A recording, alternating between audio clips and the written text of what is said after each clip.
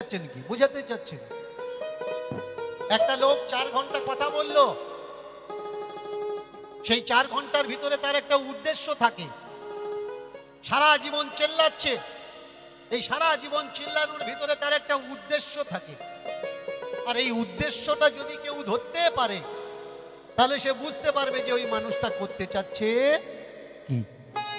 তো মহাপ্রভুর এই ছোট্ট গল্প দ্বারা আমরা বুঝতে পারি তিনি আমাদের বলতে চাইলেন কি। ঠাকুর ঘরটা কারোর জন্যে অসুরক্ষিত নয়।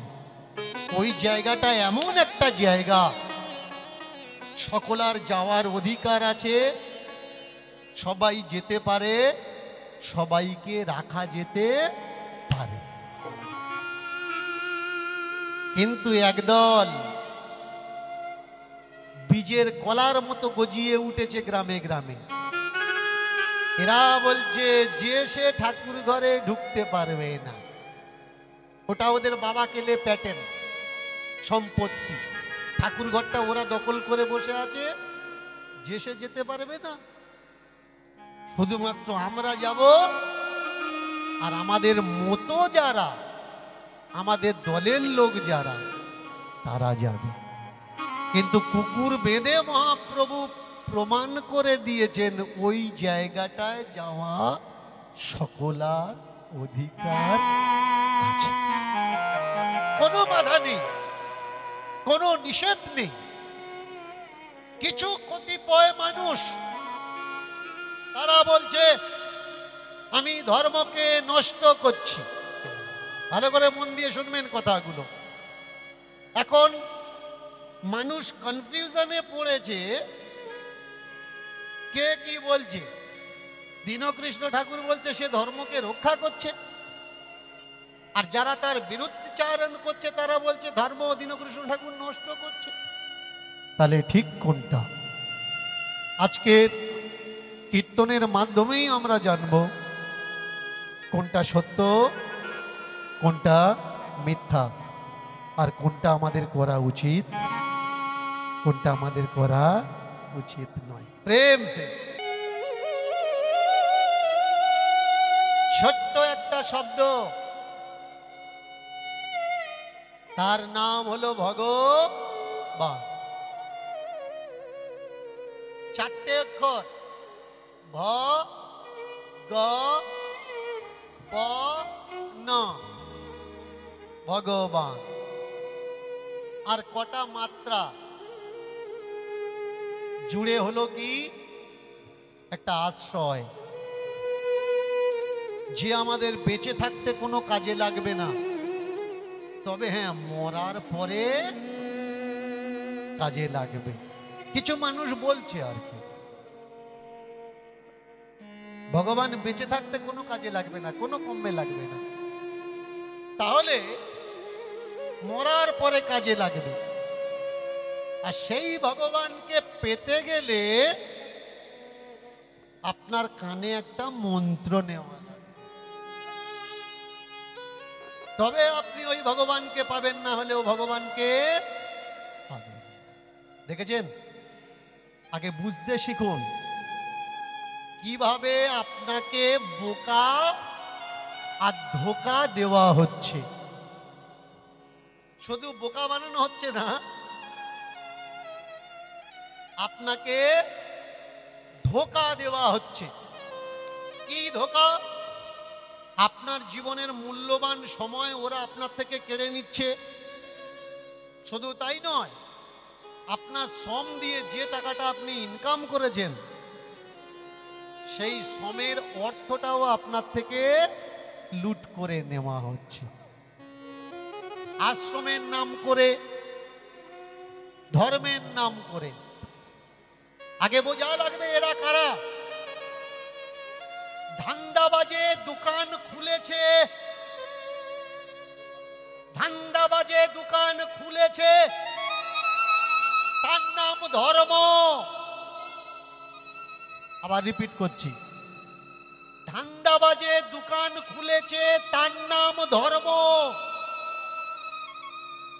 কোনটা ঠিক, কোনটা বেঠিক এরা কেউ বোঝে না তার মর্ম। মানুষকে ভ্রান্ত দিশা দেয়, দিয়ে ফুলমালার চন্দন। এটা কোনো ধর্ম নয়, এটা ওদের বিনা দড়ির একটা বাঁধন।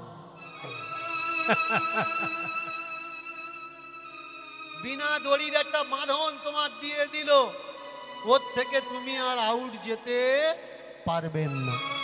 ওরা বলে দিচ্ছে এই পথে আসলে তোমার নাম নিতে হবে, যত নাম তুমি জপ করবে তত তোমার দেহ শুদ্ধ হবে, আত্মা শুদ্ধ, মন শুদ্ধ, চিত্ত শুদ্ধ। তাই নাম ছাড়া এ জীবের কোনো গতি, কোনো উপায় নয়। গৃহে বা বনেতে থাকো, শুধু নাম করতে থাকো, এই নাম তোমার পরম মুক্তির উপায়। যদি বাবা মা এই নামের বাঁধা হয়, তাকে যেন ত্যাগ দেওয়া হয়। ধ্রুব প্রহ্লাদ দিয়ে তার প্রমাণটা দেয়।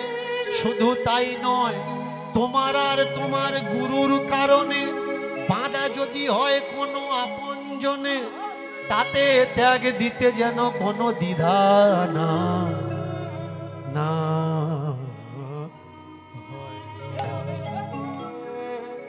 আজকের একটা লীলার মাধ্যমে আমরা জানবো যে ভগবানকে পেতে গেলে, উপলব্ধি করতে গেলে সত্যি কি দীক্ষার দরকার হয়, সত্যি কি কোনো সম্প্রদায়ের দরকার হয়, সত্যি কি কোনো আশ্রম, কোনো তীর্থের প্রয়োজন হয়, নাকি ভগবানকে এমনিতে উপলব্ধি করা যায়।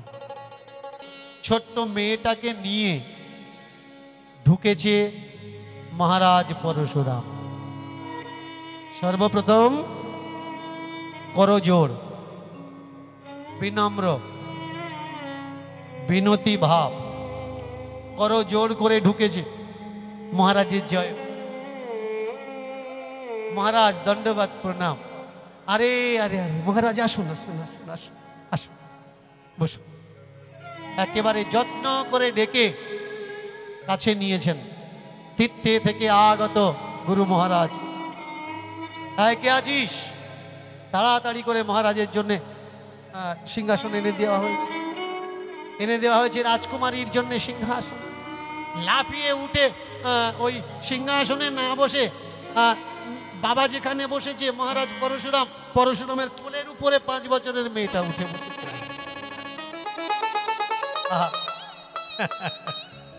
এটা কে গো? আমার মেয়ে গুরু মহারাজ। বাহ বাহ বাহ, খুব সুন্দর দেখতে, খুব সুন্দর। আমরা যেমন এখন যদি কারোর বাড়িতে যাই আর কোনো ছোট বাচ্চা আমাদের সঙ্গে দেখা করতে আসে, আমরা প্রথমেই জিজ্ঞাসা করি কি কি লেখাপড়া করছে তো, পড়াশোনা করছে তো, বা কোন ক্লাসে পড়ছো, রোল নাম্বার কত। কিন্তু পরশুরামের মেয়েকে দেখে গুরু মহারাজ কি বলছেন? শতপুত্রের জননী হও। কি ডেঞ্জারাস আশীর্বাদ দেখেছেন? শতপুত্রের জন্য। যারা এই আশীর্বাদ গুলো দেয় তারা যদি একটা বাচ্চা পেটে ধরতো, আমি কখনো চিন্তা করি এগুলো, হ্যাঁ ভাবি যে ওরা কাউকে এই আশীর্বাদ কখনো দিত না যে শতপুত্রের জননী। মা হওয়া মুখের কথা, এ কি ধর্মগ্রন্থ? হ্যাঁ, এ কি কেতাবি মা হওয়া? কান থেকে বাচ্চা হচ্ছে, নাভি থেকে বাচ্চা হচ্ছে। বাচ্চা এরকম হয় না। যে বাচ্চা পেটে ধরেছে, জন্ম দিয়েছে, মা হয়েছে, সে জানে মা হওয়ার ব্যথাটা কত, মা হওয়ার যন্ত্রণা। ছেলেরা তো মুখের ওপরে বলে দেয় তুমি আমার মা না, তুমি আমার বাবা হওয়ার যোগ্য না। আরে যেদিন বলছিস যে তুমি আমার মা না, মা হওয়ার যোগ্য না, কোনো কারণে একটা হাতের হাড় ভাঙ, একটা হাড় ভাঙা, আর সেই হাড় ভাঙা যন্ত্রণাগুলো, কোমল এই হাড় ভেঙে যন্ত্রণাগুলো সহ্য করো। একটা হাড় ভাঙার যন্ত্রণা সহ্য করো, তাহলে বুঝতে পারবে হাড় ভাঙার ব্যথাটা কতটা। আর তোমাকে পৃথিবীর আলো দিতে গিয়ে শত শত হাড় ভাঙার যে যন্ত্রণা একবারে অনুভব করেছে মা, তাকে বলে মা। ভুল ভাল আশীর্বাদ। শত পুত্রের আর কাজকর্ম নেই, যে জ্ঞানী হোক, বিবেচজ্ঞা হও, বা সমাজে নাম করো। তোমার বাবার যেমন চতুর্দিকে নাম হয়েছে, তোমারও কীর্তি চতুর্দিকে ছড়িয়ে পড়ুক। এসব শত পুত্রের মেয়ে ছেলেরা যেন বাচ্চা পয়দা করা বেশি না, আর ওদের কোনো কাজকর্ম কিচ্ছু নেই। দেখুন তাকি, হ্যাঁ, নারী জাতি শোষিত হচ্ছে সে যুগ থেকে এ যুগ পর্যন্ত। পুরুষ শাসিত সমাজে এদের কথা বলার জন্য কেউ নেই। এই জগতে নারীদের সব থেকে বড় শত্রু কারা? পুরুষ মানুষ না, পুরুষ কখনো নারীর শত্রু নয়।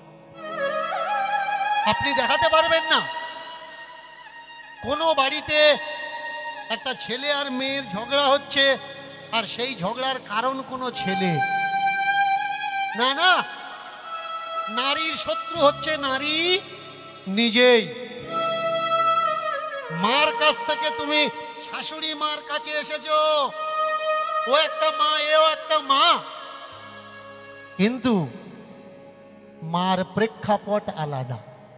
যারা গান বাজনা শেখে, গান বাজনা 7 সুরের মধ্যে স্বরলিপির ভিতরে 12টা স্বরের ভিতরে 2টো মা আছে, একটা শুদ্ধ মা আর একটা তীব্র মা। শুদ্ধ মাটাকে, শুদ্ধ মাটা আমার মা, আর তীব্র মাকে, তীব্র মা হলো আমার বরের মা। এই তীব্র মা লাগাতে গেলে যারা গান বাজনা শেখে এরা জানে, হয় উপর থেকে এসে নিচে লাগানো লাগবে, তাহলে নিচের থেকে গিয়ে মিড় দিয়ে শ্রুতি স্বর লাগিয়ে তীব্র মাতে যেতে হবে। শুদ্ধ মা ডাইরেক্ট তুমি বলতে, আমা কেমন আছো, কি করছো, আমা খেয়েছো, আমা এখানে এসো, এটা দাও, ওটা দাও। কিন্তু এই যে তীব্র মা, শাশুড়ি মা, যাটা দিয়ে লাগালে হবে না, হয় উপর থেকে এসে বলতে হবে, তাহলে নিচের থেকে হাত জোর করে গিয়ে বলতে, আমা খাবে। একটু যদি পানের থেকে চুন খসেছে, এটা বাপের বাড়ি পেয়েছ, হ্যাঁ, যা মনে করেছো তাই। মা মাথা পেতে শুনলে ছোট্ট মেয়েটা, আর বাবার কোলে বসে হাত পা দোলাতে দোলাতে বলছে, মহারাজজি আপনি নাকি যা জিজ্ঞাসা করেন, আপনি নাকি প্রশ্নের উত্তর দেন। হ্যাঁ দিই তো,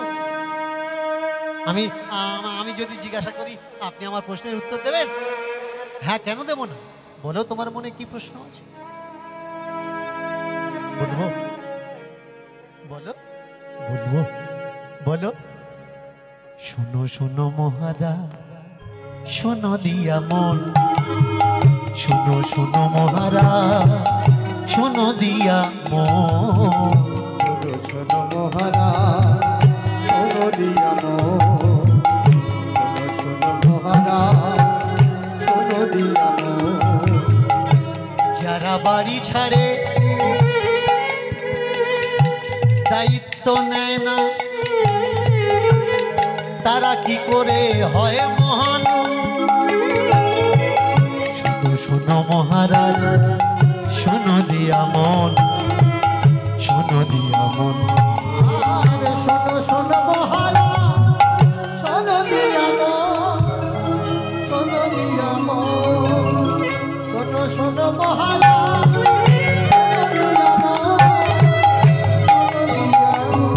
যারা বাড়ি ছাড়ে, যারা দায়িত্ব নেয় না কারো,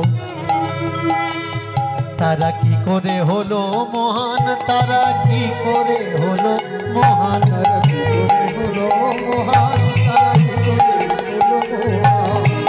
প্রশ্ন শুনে মহারাজ মাথায় দিল হাত, ওরে বাপ যে আমার বাপ,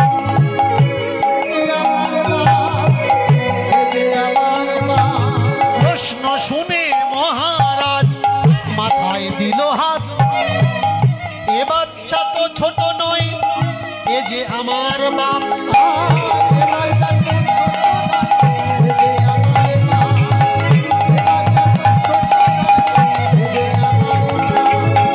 কে বলে বল দিয়েছে তোরে, কে বলে বল দিয়েছে তোরে, তুই এমন প্রশ্ন করলি আমারে, কে বলে বল দিয়েছে তোরে, তুই এমন প্রশ্ন করলি আমার, কে বলে বল দিল তোরে।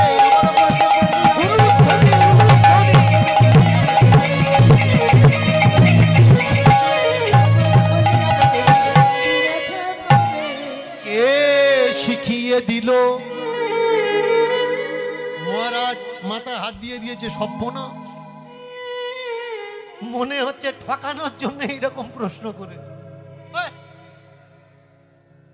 বলে বসেছিল। রাজা ধীরাজ বলে উঠলেন, এর কথা কিছু মনে করবেন না। এইরকমই মাঝে মধ্যে এমন এমন আনাপ সানাপ জিজ্ঞাসা করে, আমরা ঘাবড়ে যাই। খেয়াল করবেন, মানুষের বয়স কম বেশি হতে পারে, জিজ্ঞাসা কখনো ছোট বড় হতে পারে না।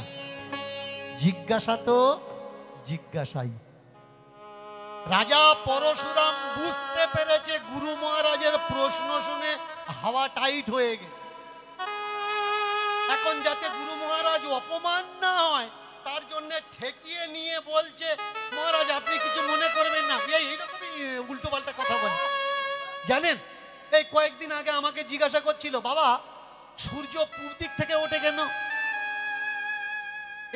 এর কোনো উত্তর আছে বলুন? না, তোমার মনে হচ্ছে যে তোমাকে আনাপ সানাপ জিজ্ঞাসা করছে। আনাপ সানাপ জিজ্ঞাসা করছে না। হতে পারে ওই প্রশ্নের উত্তর তোমার কাছে নেই, তুমি ডাইরেক্ট না বলে দাও যে বাবা এর উত্তর আমার জানা নেই। এ কথা কখনো কাউকে বলো না যে এই প্রশ্নটা ভুল প্রশ্ন, এই প্রশ্ন জিজ্ঞাসা করা উচিত নয়। এই প্রশ্ন কাউকে কখনো জিজ্ঞাসা করবে না। মানুষের জিজ্ঞাসা করার শক্তি যদি দমিয়ে দাও, শিক্ষাটা আসবে কোত্থেকে? অনেক বাড়িতে তো যাই, আমাকে অনেক মায়েরা বলে, বাবা আপনার এই নাতিটা এত বদমাইশ, এত শয়তান। আমি বলি করতে দে, বদমাইশি যত বাড়বে, শয়তানি যত বাড়বে, শয়তানি করতে করতে যখন আর ওর ভিতরে শয়তানি থাকবে না, দেখবি ও ভগবান হয়ে যাবে। শয়তান আর ভগবান একটা কাগজের দুটো পিঠ। শয়তানি হচ্ছে করতে দাও, করতে করতে করতে করতে ওর ভিতরে শয়তান যখন বেরিয়ে চলে যাবে, কে থাকবে? এবার ভগবান তৈরি হবে। যে যত বেশি খারাপ, খারাপই করতে দাও, একটা সময় আসবে ওই ছেলেটা বড় হবে আর নিজের থেকে যখন বুঝতে শিখবে, ও তখন আর খারাপ থাকবে না, নিজের থেকে ভালো হয়ে যাবে। তেমনি বাচ্চাদের বলতে দিতে হয়, জিজ্ঞাসা করতে দিতে হয়। মহারাজজি আপনি বললেন প্রশ্নের উত্তর দেবেন, জিজ্ঞাসা করলে বলবেন। বলুন, যারা কোনো দায়িত্ব নেয় না, যারা বাড়ি ছাড়ে, তারা মহান কি করে হয়? আমি কাউকে নিন্দে করা বা কোনো মজাব জাতি ছোট করা, কোনো সম্প্রদায়কে কুকথা বলার জন্য বিষয়গুলো আলোচনা করছি না। আমার সংবিধান আমাকে রাইট দেয়, আমার সমাজ থেকে অন্ধকার, কুরীতি, কুনীতি, কুসংস্কারকে দূর করা, এটা আমার একটা অধিকার। আর সেই অধিকার আমি মাথায় করে বহন করছি মাত্র। মন দিয়ে এবারে শুনুন। মহারাজ বললে, মহারাজজি আপনি কিছু মনে করবেন না, পরশুরামজি আপনি কিছু মনে করবেন না, এই আমি প্রশ্নের উত্তর দিচ্ছি। শোনো বাবা, এরা মহান কেন হয় জানো? এরা তপস্যা করে জগতের জন্য, নিজের সুখ ত্যাগ দিয়ে জগৎ কল্যাণের জন্য তপস্যা করে, ঈশ্বরের কাছে প্রার্থনা করে যে হে ঈশ্বর, আমার সুখ ত্যাগ দিলাম, তুমি জগৎকে সুখ দাও। এর জন্য এরা মহান। বললে কি কি ত্যাগ দেয়? কুম্ভ মেলা এখনো চলছে, কিন্তু চলছে না? জগতের কল্যাণ করার জন্য অনেকে অনেক রকম তপস্যা করছে। কেউ নাকি একজন বাবা এসছে 27 বছর নাকি দাঁত মাজেনি।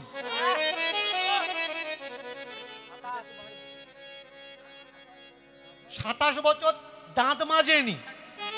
চিন্তা করেছে ও দাঁত মাজেনি বলে জগতের নাকি কল্যাণ।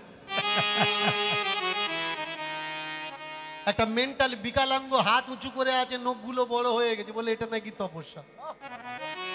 চিন্তা করছে এগুলো আমার সমাজের কলঙ্ক। এর জন্য আমার একটা লেখা আছে, পড়বেন। ভণ্ডেরা সাধু সেজেছে, ভরে গেছে দেশ। শয়তানে সাধু সেজেছে, ভরে গেছে দেশ।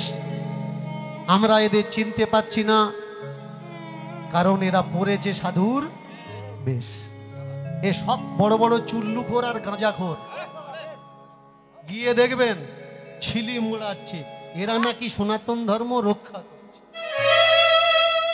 মদখোর আর গাঁজাখোর যদি সনাতন ধর্ম রক্ষা করে, তা নষ্ট কারা করছো ভাই? কেউ কেউ আবার আছে কাঁটার উপরে শুয়ে নাকি দেশের কল্যাণ করছে। সত্যি বলছি, অনেকে আছে মাথা পাগড়ি বেঁধে পায়রা রেখে দিয়েছে, এটাও নাকি একটা তপস্যা, দেশের মঙ্গল হচ্ছে। অনেকে আবার চুলের ভেতরে ধান ছড়িয়ে দিয়ে, জল ছড়িয়ে দিয়েছে, কলা বেরিয়ে ধান গাছ বেরিয়েছে। ও কোন কমে লাগবে? এটা নাকি ধর্মের রক্ষা হচ্ছে, এরা নাকি ত্যাগ দিচ্ছে আমার সমাজ, আমার রাষ্ট্রের মঙ্গলের জন্য। বলুন তো, এইসব ফাজলামোগুলো করে যদি রাষ্ট্রের মঙ্গল হয়, তাহলে করোনা কালের সময় কারোর মুখ দেখা যায়নি কেন? ভ্যাকসিনের পিছনে সরকার ছুটেছিল কেন? গ্রামে গ্রামে এই বাবাজিগুলো ছেড়ে দিয়ে বলেনি দেখো এ ধান মারছে না, তোমাদের জন্য করোনা তোমার কিছু করতে পারবে না। এ ধান চাষ করেছে মাথায়, করোনা তোমার কিছু করতে পারবে না। যখন বাস্তব সত্য সামনে আসে তখন বোঝা যায় পাখণ্ড, ভণ্ডামি, নোংরামিতে কোনো কল্যাণ হয় না। কল্যাণ করতে গেলে বাস্তবে বাস্তবায়িতার প্রয়োজন। বলে উঠলেন ছোট্ট মেয়েটা, একজনের তপস্যায় আর একজনের মঙ্গল কি করে হবে? একজনের তপস্যায় আর একজনের মঙ্গল কি করে হবে? বললে হয় হয়, অনেক কিছু আছে যেটা হয় তুমি জানো না, চোখে দেখা যায় না। জগতের জন্য তপস্যা করা যায় না, মঙ্গল করা যায় না। বলে যায়, কি করে সম্ভব?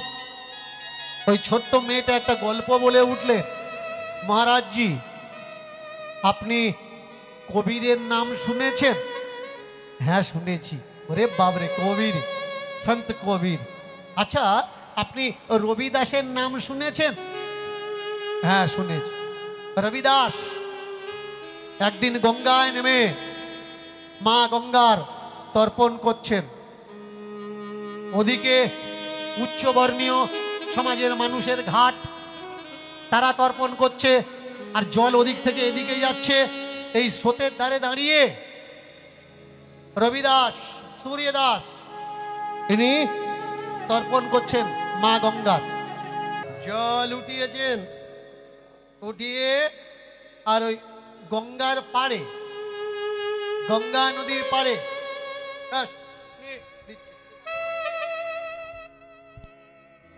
খেয়াল করবেন, আমরা জলে নামি না, গঙ্গা জলে স্নান করি, করে মা গঙ্গাকে জল দিই, সূর্য দেবতাকে প্রণাম করি। কেন সবাই করে? আমরাও সূর্যের উদ্দেশ্যে এখান থেকে জল দিচ্ছি, সূর্যের কাছে যাচ্ছি। এদিকে এরা তর্পণ করছে আর এ জল নিয়ে পাড়ের দিকে দিচ্ছে। ও রবিদাস, উচ্চবর্ণের মানুষগুলো জিজ্ঞাসা করছে, রবিদাস কি করছো? জল তর্পণ করতে হয় সূর্যের দিকে, তুমি কি করছো পাড়ের দিকে জল ফেলে দিচ্ছ? বলে মহারাজজি কটা সবজি চাষ করেছি তো, তাই এখান থেকে জল দিচ্ছি। বাহ, সবজি চাষ করেছো গঙ্গার থেকে 2-3 কিলোমিটার দূরে, আর এখান থেকে তুমি জল দিচ্ছ? ওখানে পৌঁছাবে কি করে? পৌঁছাবে চিন্তা করুন। ফিজিক্স আর লজিক, লজিক যদি কেউ না বোঝে তার জীবন ম্যাজিকের মতো হয়ে যাবে। আর যে লজিক বুঝতে পারবে তাকে জীবনে কেউ কখনো বোকা বানাতে পারবে না। উচ্চবর্ণীয় মানুষগুলো জিজ্ঞাসা করছে, এখান থেকে 3 কিলোমিটার দূরে এখান থেকে জল তুলে নে ওখানে দিচ্ছ, গঙ্গার পাড়ে ওখানে যাবে? তোমার মাথা কি খারাপ আছে? বলে আমার যদি মাথা খারাপ হয় তা আপনারা তো তাহলে পাগল। আমার মাথা খারাপ কিন্তু আপনারা মহা পাগল। এই তোর এত বড় স্পর্ধা, তুই আমাদের পাগল বলিস? বলবো না। 3 কিলোমিটার দূরে সবজি চাষ করেছি, এখান থেকে জল দিচ্ছি, পাড় পর্যন্ত যাচ্ছে, ওই পর্যন্ত পৌঁছাচ্ছে না। তাহলে যাদের বাবা মা মরে গেছে স্বর্গেতে জল খাবে বলে এখান থেকে তোমরা জল দিচ্ছ, স্বর্গে পৌঁছাচ্ছে কি করে?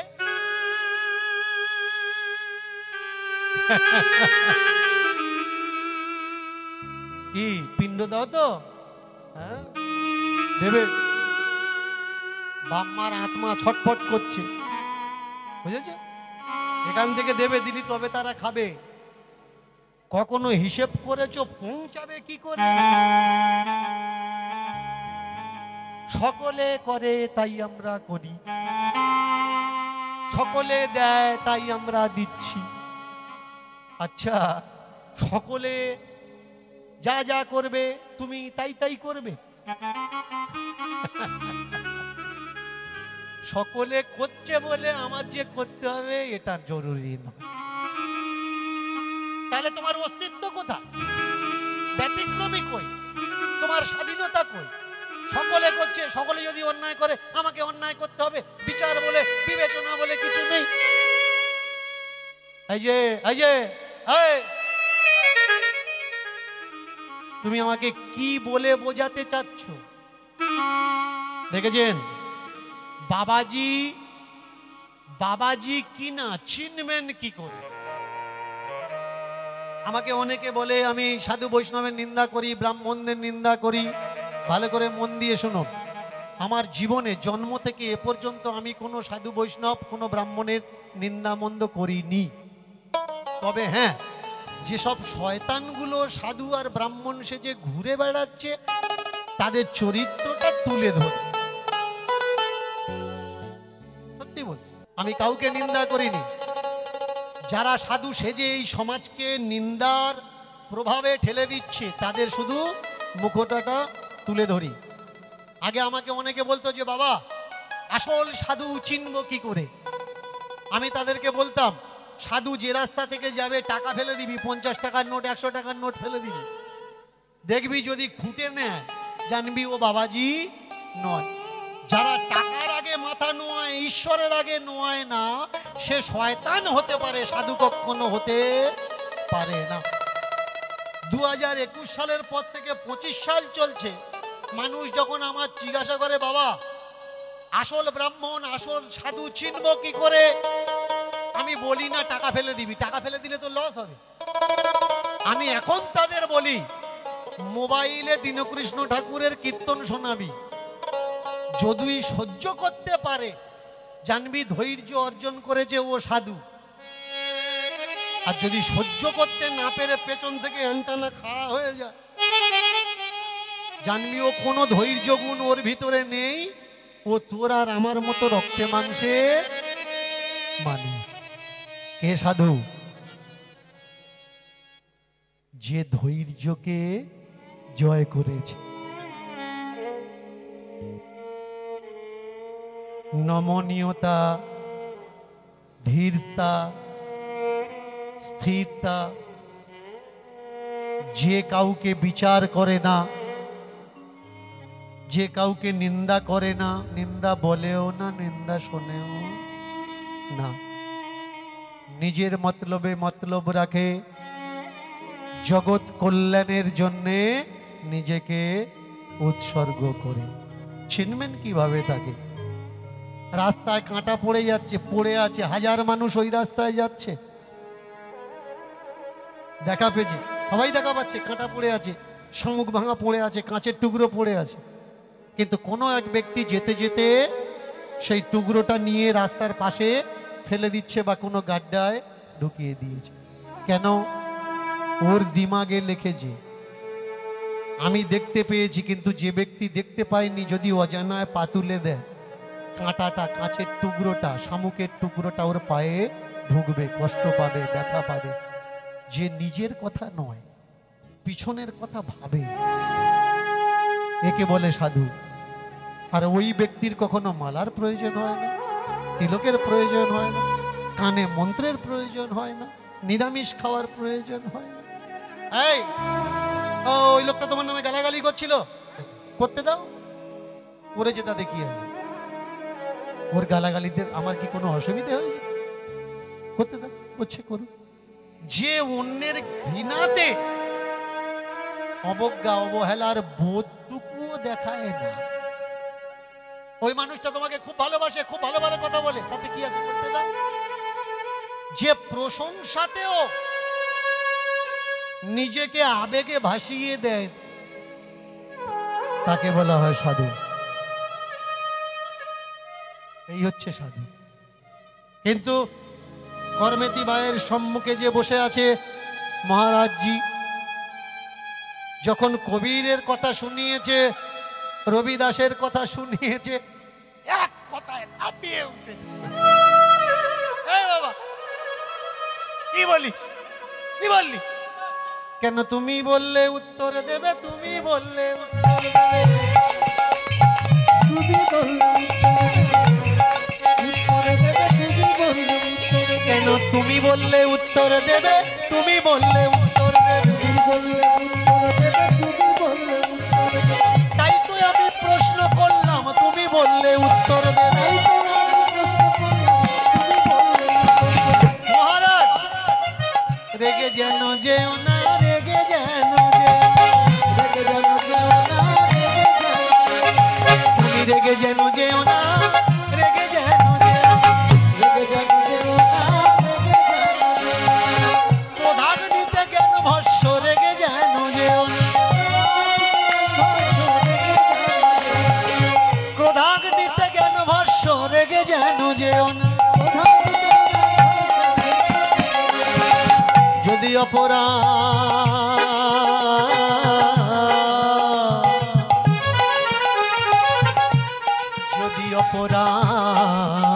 করে থাকি, মাফ করে দাও,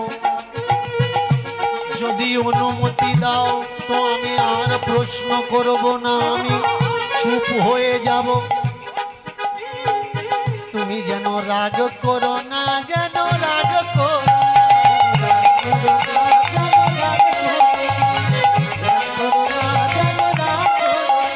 যেন রাগ করো না, তুমি রাগ করো না। আমার রাজ্যের অকল্যাণ হবে, রাগ করো, আমার রাজ্যের অকল্যাণ হবে, রাগ করো।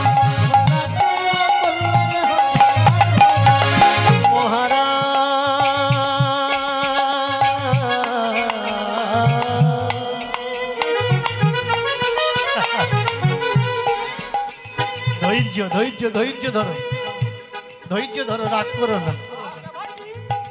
রাগের ভালো নাম হচ্ছে ক্রোধ। আর ক্রোধ কোনো বরফ হয় না, আগুন হয়। কোনো ঘরে আগুন লাগলে যেমন সে ঘরের সব কিছু জ্বলে পুড়ে ছাই হয়ে যায়, কিচ্ছু নেওয়ার মতো থাকে না। একটা কাঁথা যদি একটুখানি পুড়ে যায় ঘরের আগুন লাগার আগুনে, ওই কাঁথাটা ব্যবহার করা যায়? কেউ করবে? নর্দমায় ফেলে দিয়ে আসে। দামি বালিশ মেনে চলো 2 ইঞ্চি পুড়ে গেছে, ব্যবহার করবেন? করা যাবে না। আর যা কিছু বেঁচে থাকবে ও তো ধোঁয়ার গন্ধে গন্ধ হয়ে যাবে, কোনো ব্যবহারের লায়কও থাকবে না। তাই মহারাজ যদি রাগ করো, ক্রোধ করো, এই ভিতরে অন্তরাত্মায় যে জ্ঞান স্বরূপ সম্পত্তি আছে সব জ্বলে পুড়ে নষ্ট হয়ে যাবে। মহারাজ রাগ করো না, করো না, করো না। বলতে বলেছ তাই বলে দিলাম, ওরা তো বলেছিল যা প্রশ্ন করবে তার উত্তর পাবে, তাই আমি আমার প্রশ্ন সম্মুখে রেখে দিলাম। যদি অনুমতি দাও তাহলে কিছু বলি, না হলে আমি আমার কাজে চলি। রাজা পরশুরাম বলে উঠলে, এ ছোট মানুষ, এর কথায় কিছু মনে করবেন না। মহারাজ যেন রাগ করবেন না, যেন চলে যাবেন না। বৈষ্ণব যদি ঘর থেকে রাগারাগি করে চলে যায়, ঘরের অকল্যাণ হয়ে যায়, সে ঘরের মঙ্গল হয় না। অনেকে ভাগ্যের ফলে ঘরে বৈষ্ণব আসিয়া মেলে, বৈষ্ণব সেবায় ব্রতী হও মন। যদি না পাও ভগবান দর্শন, দুঃখ করো না কবু সারা জীবন। বৈষ্ণব দেখিলে একবার মাথা নোয়াবে শতবার। বৈষ্ণব হলো ভগবানের প্রতিচ্ছবি, প্রতিমূর্তি। এখন বৈষ্ণব সেবা সেবা করো।